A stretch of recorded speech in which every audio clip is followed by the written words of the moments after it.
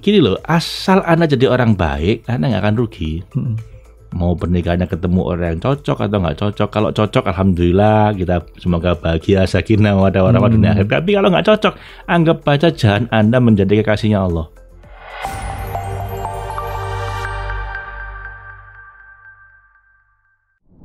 Apalagi kalau dikaitkan dengan hadis Nabi tuh Pak, kata Nabi salah satu pintu masuknya setan itu perkataan seandainya saja. Kita nggak boleh ngomong if only Pak ya. If only. Kalau dalam di barat bilang gitu.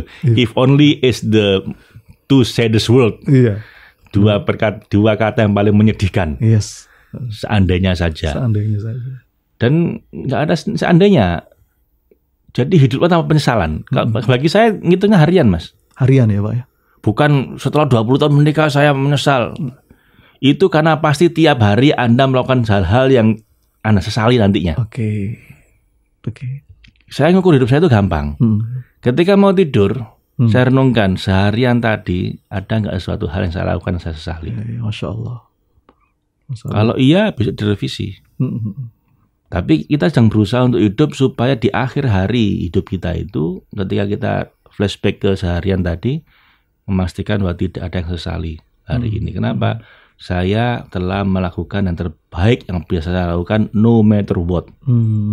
Tidak peduli pasangan saya begini, begitu. Tidak peduli bos saya begini, begitu. Tidak peduli pemerintah begini, begitu. Urusan orang lain nggak urusan saya. Karena saya nggak akan ditanya oleh Tuhan tentang orang lain. Itu dia. Yang dihisap itu diri kita. Diri kita. Iya. Dan banyak orang tuh jadi wali, jadi kekasihnya Allah gara-gara ujian urusan rumah tangga. Iya Pak. Tapi dirinya dia beresin. Iya. Saya punya guru Mas. Guru saya itu punya ayah. Ayahnya ini ulama yang jadi rujukan satu kota. Tapi istrinya itu kalau marah sambal ditaruh di mukanya gini Mas. Coba bayangin teman. Responnya gimana Pak? Itu kalau marah kata guru saya itu waktu saya masih kecil itu sambal bisa diraupin di mukanya ayah saya. Terus lempar piring, lempar gelas. Ya Allah. Itu saya sampai ketakutan. Ayah saya begitu, saya ketakutan, saya dipanggil sini nak. Dirangkul, saya didudukkan di pangkuannya, saya dilus-lus. Enggak apa-apa, ibumu lagi kesel. Ya Allah ya Rabb.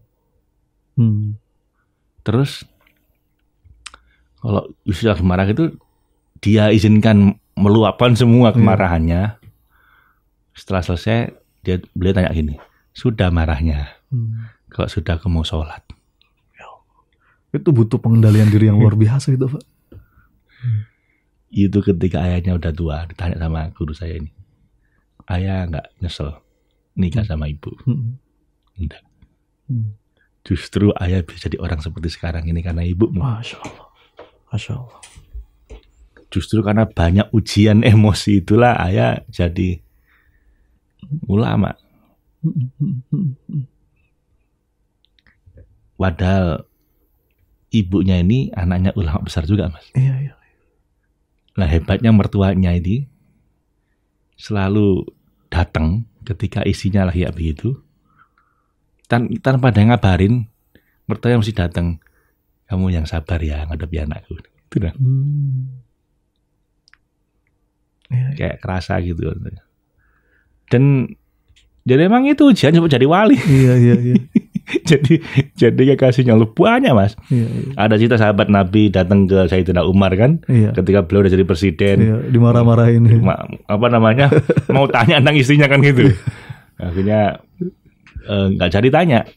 Kenapa? Ternyata presidennya juga dimarahin sama istrinya. Dan nggak bales. Sayyidina Umar gimana sih Mas? Betul. Kerasnya itu. Betul. Tapi sama istrinya ya. Iya. Cara beliau menghargai itu dihormati, diomelin ya nggak apa-apa. Kadang istri yang begitu, kadang suami yang begitu. Jadi tenang aja. Gini loh, asal Anda jadi orang baik, Anda nggak akan rugi. Mau pernikahannya ketemu orang yang cocok atau nggak cocok. Kalau cocok, alhamdulillah, kita semoga bahagia, sakinah, mawaddah warahmah dunia akhirat. Tapi kalau nggak cocok, anggap aja jalan Anda menjadi kekasihnya Allah. Masya Allah. Dan Anda nggak akan bahagia, dan Anda nggak akan menyesal. Iya. Jadi menurut saya kalau ada orang bilang penyesalan terbesar saya karena saya menikah, Ya dia sendiri aja orang rembes. Rembes. Iya teman.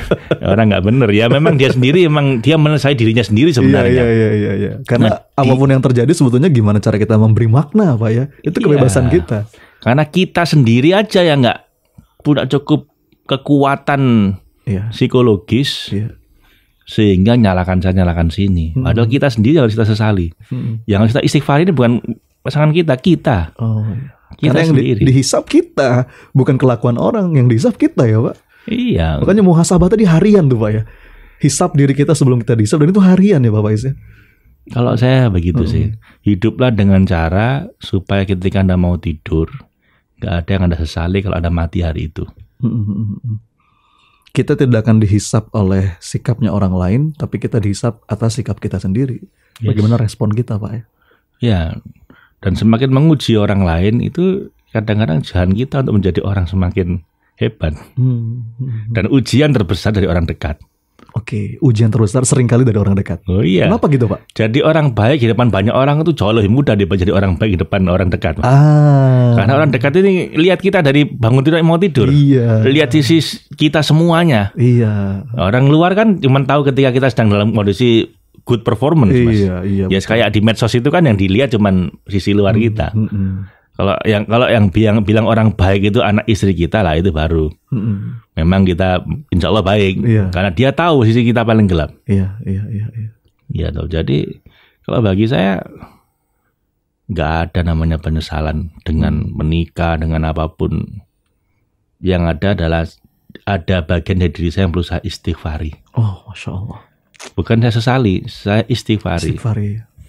Misalkan berarti kan kita nggak suka dengan kodarnya Allah ya. Tapi kalau istighfar ya memang kita selalu istighfar. Nabi juga istighfar terus. Ya, perkara saya dikasih jodoh seperti ini sama Allah misalnya ya.